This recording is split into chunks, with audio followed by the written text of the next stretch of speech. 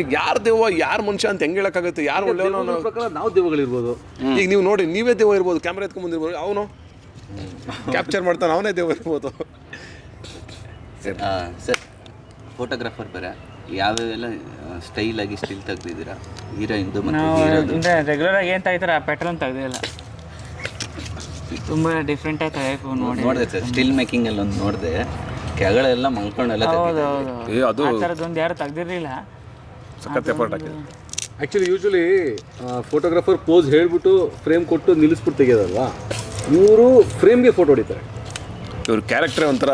ಈಗ ನಿಮ್ಮ photographer ನಿಲ್ಲಿಸ್ಬಿಡ್ತಾರೆ tripod ಇಟ್ಕೊಂಡು, ನೀವು ಹಿಂಗೆ ಬಗ್ಗಿ ಇಲ್ಲ ನಾನೇ ಬಗ್ಗಿ ನಾನೇ ಹಿಂಗೆ ತೆಗೆದು ಟ್ರೈಪಾಡ್ನ ಬಗ್ಗಿಸ್ತಾರೆ. ಹಿಂಗೆ ಕ್ಯಾಮ್ರಾ ಹೆಂಗಿದೆ ಅಂದರೆ ಅದನ್ನು ಬಗ್ಗಿಸ್ಕೊಂಡು ಇವರು ಬೆಂಡಾಗಿ ಯಾಕಂತಂದ್ರೆ ನಾವು ಏನಾಗುತ್ತೆ, ಎಲ್ಲರೂ ಮಾಡೋ ಕೆಲಸ ನಾವ್ಯಾಕೆ ಮಾಡಬೇಕು? ಮಾಡಬಾರ್ದು. ಅವಾಗ ಯಾರು ನೋಟಿಸ್ ಮಾಡಲ್ಲ. ಟ್ರೈಪಾಡ್ ಆದರೆ ಇವ್ನು ಗಿಂಬಲ್. ಬೇರೆ ಜನ ಮಾಡ್ಬೇಕು. ಎಂಥ ಫೋಟೋಗ್ರಾಫರ್ ಅಂದರೆ ಪ್ರಪಂಚದಲ್ಲೇ ಈ ಥರ ಇವ್ರು ತೆಗಿಯೋಂಥ ಫೋಟೋ ತೆಗೆಸ್ಕೊಂತಾರಲ್ಲ ಫೋಟೋ, ಅವ್ರಿಗೆ ನಗಿ ಅಂತ ಹೇಳಂಗಿಲ್ಲ, ಈ ಕಡೆ ತಿರುಗಿ ಅಂತ ಹೇಳಂಗಿಲ್ಲ. ಯಾಕಂದರೆ ಡೆಡ್ ಬಾಡಿ ಫೋಟೋಗ್ರಾಫರ್ ಇವರು, ಅದೇನು ಮಾಡಲ್ಲ ಅದು. ಸ್ಮಶಾನದಲ್ಲಿ ಇದೆಯಾ ಸರ್?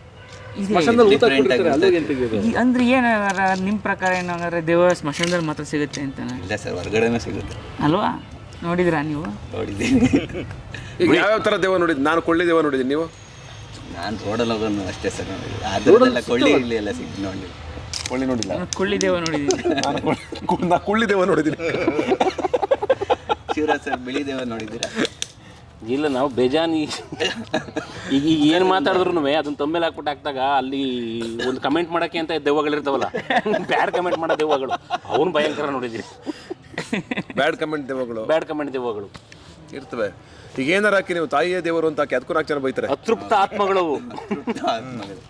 ಎಲ್ಲದಕ್ಕೂ ಬೈಯೋದು. ಮೊನ್ನೆ ಯಾವ್ದು ಸಿನಿಮಾ ರಿಲೀಸ್ ಆಗಿದೆ, ಕೆಟ್ಟ ಮಾತಾಡ್ತಾರೆ. ಯಾಕೆ ಹಂಗೆಲ್ಲ ಮಾತಾಡ್ತಾರೆ? ಕುಡಿದು ಪಬ್ಲಿಕ್ಕಲ್ಲಿ ಬಾಯಿಗೆ ಬಂದ. ಆಮೇಲೆ ವಿಡಿಯೋ ಅಂತಂದಾಗ ಒಂದು ಕಾಮನ್ ಸೆನ್ಸ್ ಇರ್ಬೇಕೇನಂದ್ರೆ, ನೋಡೋರು ಮಕ್ಕಳಿರ್ತವೆ, ಮರಿಗಳಿರ್ತವೆ, ಫ್ಯಾಮಿಲಿ ಇರ್ತಾರೆ, ಎಲ್ಲ ಥರ ಆಡಿಯನ್ಸ್ ಇರ್ತಾರೆ. ಎಲ್ಲ ಏನೋ ಯಾರು ಜಗತ್ತಲ್ಲಿ ತುಂಬ ಒಳ್ಳೆಯವರಿಲ್ಲ. ಆಮೇಲೆ ಸಿನಿಮಾ ಮೇಕರ್ಸು ಅಷ್ಟೇ, ಎಲ್ಲರೂ ಒಳ್ಳೆ ಸಿನಿಮಾ ಮಾಡಬೇಕು ಅಂತಲೇ ಮಾಡೋದು. ಕಷ್ಟಪಟ್ಟು ಆಯಿತಾ, ಎಲ್ಲರೂ ಕೆಟ್ಟ ಸಿನಿಮಾ ಮಾಡಬೇಕು ಅಂತ ಮಾಡಲ್ಲ. ಸಮ್ಟೈಮ್ಸ್ ನಾವು ಅಂದ್ಕೊಳ್ಳೋದು ಬಹುಶಃ ಜನಕ್ಕೆ ಇಷ್ಟ ಆಗದೆ ಇರ್ಬೋದು, ಫೈನ್, ಓಕೆ. ಜನ ಯಾವತ್ತೂ ಬೈಯಲ್ಲ. ಈ ಕೆಲವರು ಇರ್ತಾರೆ ಗೊತ್ತಾ, 1% 2% ಅವರು ಈ ಥರದ್ದು ಆ್ಯಕ್ಟಿವ್ಡ್. ಏನು ಗೊತ್ತಾ, ಒಂದು ಅರ್ಥ ಮಾಡ್ಕೋಬೇಕು. ಅವ್ರಿಗೂ ಮಕ್ಕಳು ಇರ್ತವೆ, ಅವ್ರಿಗೂ ಫ್ಯಾಮಿಲಿ ಇರುತ್ತೆ, ಅವ್ರ ತಂದೆ ತಾಯಿ ನೋಡ್ತಾ ಇರ್ತಾರೆ. ಬಾಯಿ ಬಂದ ಶಿವಣ್ಣವ್ರು ಮಾತಾಡಿದ್ರೆ ಅವತ್ತು ನನಗೂ ಬೇಜಾರಾಯ್ತದು. ಅದು ಎಷ್ಟು ಇದು ಅಸಹ್ಯ ಅಂತಂದ್ರೆ, ಅದು ಹಂಗೆಲ್ಲ ಮಾತಾಡ್ಬಿಟ್ರೆ. ಅಷ್ಟು ವರ್ಷದಿಂದ ನಾವು ಲೆಜೆಂಡ್ನ ನೋಡ್ಕೊಂಬಂದಿದ್ದೀವಿ. ಚಿಕ್ಕ ವಯಸ್ಸಿಂದ ಅವರೆಲ್ಲ ನಾವು ಪೂಜೆ ಮಾಡ್ತಾ ಬಂದಿದ್ದೀವಿ. ಈಗ ಏನಾಗಿದೆ ಅಂದರೆ, ಯಾವ ಏಜಿಗೆ, ಯಾವ ವಯಸ್ಸಿಗೆ, ಯಾವ ವ್ಯಕ್ತಿತ್ವಕ್ಕೆ ಯಾವುದಕ್ಕೂ ಬೆಲೆ ಇಲ್ಲ. ಇಲ್ಲ ಅಂದ್ರೆ ಏನು ಅನ್ನೋನಲ್ವಾ, ಯಾವನ್ ಏನು ಬೇಕಾದ್ರೂ ಡಿಸೈಡ್ ಮಾಡಿಬಿಡ್ತಾರೆ. ಅದೇ ಅವ್ರದೇ ಫೋಟೋ ಇಟ್ಕೊಂಡು ಕಮೆಂಟ್ ಮಾಡಕ್ಕೆ ಕೇಳಿ ಯಾರು ಮಾಡಲ್ಲ. ಅಂದರೆ ಫೇಕ್ ಪ್ರೊಫೈಲ್ ಹಾಕ್ಕೊಂಡು ಕಮೆಂಟ್ ಮಾಡೋರು ಅತೃಪ್ತ. ಆಮೇಲೆ ಕುಡಿದ್ಬಿಟ್ಟು ಟೈಟಾಗಿ ಬಾಯಿಗೆ ಬಂದು ಮಾತಾಡೋದು.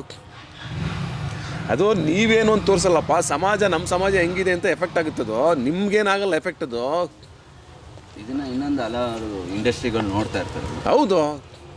ಆಮೇಲೆ ನಮ್ಮ ಸಿನಿಮಾದವರು ಹೆಂಗೆ ಅಂತ ಅನ್ಬೇಕಾ ಜನ?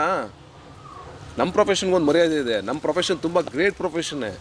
ತುಂಬ ಸರ್ವಶ್ರೇಷ್ಠ ಸಿನಿಮಾಗಳನ್ನ ಇಂಡಸ್ಟ್ರಿ ಕೊಟ್ಟಿದೆ. ಅದ್ಭುತವಾದ ಕಲಾವಿದರು ಇಂಡಸ್ಟ್ರಿಯಿಂದ ಬಂದಿದ್ದಾರೆ.